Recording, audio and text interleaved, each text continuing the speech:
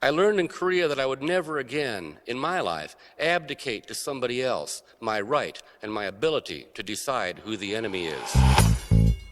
Please forgive me. Please forgive me. Please forgive me. Please forgive me. Please forgive me. Please forgive me. Got back from Korea.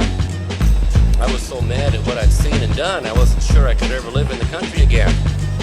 I got on the freight trains up in Everett, north of Seattle, and kind of cruised the country for 2 years, making up songs, but I was drunk most of the time and forgot most of those.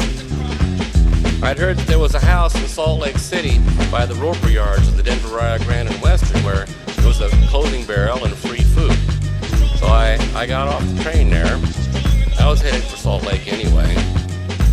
And I found that house, but right what they said it was. But most of all, I found this wiry old man, 69 years old, tougher than nails, heart of gold, a fellow by the name of Ammon Hennessy. Anybody know that name, Ammon Hennessy?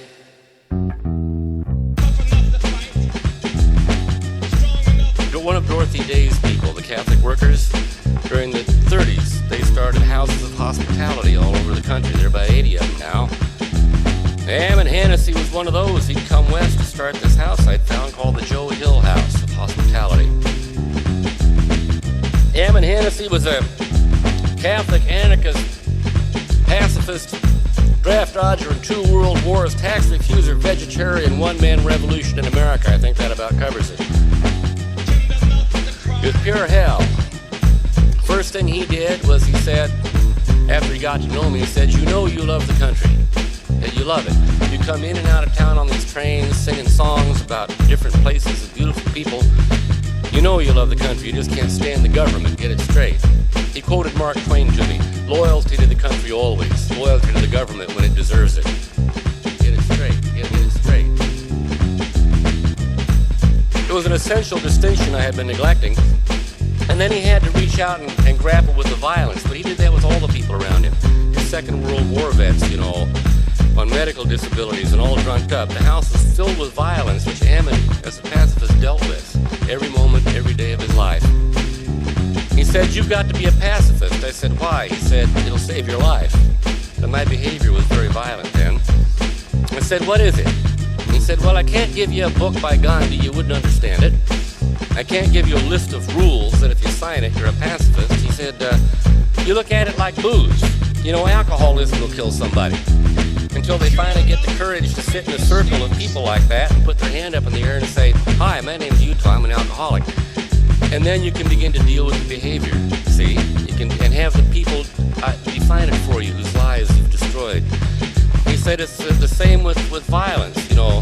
An alcoholic, they could be dry for 20 years. They're never going to sit in that circle and put their hand up and say, well, I'm not an alcoholic anymore. No, they're still going to put their hand up and say, hi, my name's Utah, I'm an alcoholic. So it's the same with violence. You got to be able to put your hand in the air and acknowledge your capacity for violence and then deal with the behavior and have the people whose lives you messed with define that behavior for you, you see. And it's not going to go away. You're going to be dealing with it every moment in every situation for the rest of your life. Well, I said, okay, I'll try that.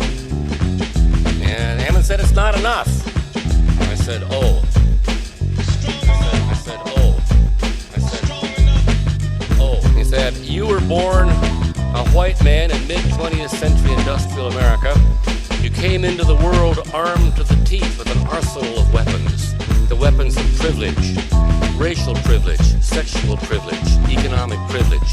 You want to be a pacifist, it's not just giving up guns and knives and clubs and fists and angry words, but giving up the weapons of privilege and going into the world completely disarmed. Try that. That old man has been gone now 20 years and I'm still at it. But I figure if there's a worthwhile struggle in my own life, that's probably the one. Think about it. I'd always wanted to write a song for that old man. He never wanted one about him that way, but something mulched up out of his thought, his anarchist thought. Anarchist in the best sense of the word. Oh, so many times he stood up in front of Federal District Judge Ritter, that old fart, and he'd be picked up for picketing illegally, and he never pled innocent or guilty. He pled anarchy. And Ritter'd say, "What's an anarchist, Hennessy?" And Hammond would say, "Why, an anarchist is anybody who doesn't need a cop to tell him what to do." Kind of a fundamentalist anarchist, huh? And Ritter'd say, "But Hammond, you broke the law. What about that?" And Hammond would say, "Oh, Judge, your damn laws, the good people don't need them, and the bad people don't obey them. So what use are they?" Anarchy. Anarchy.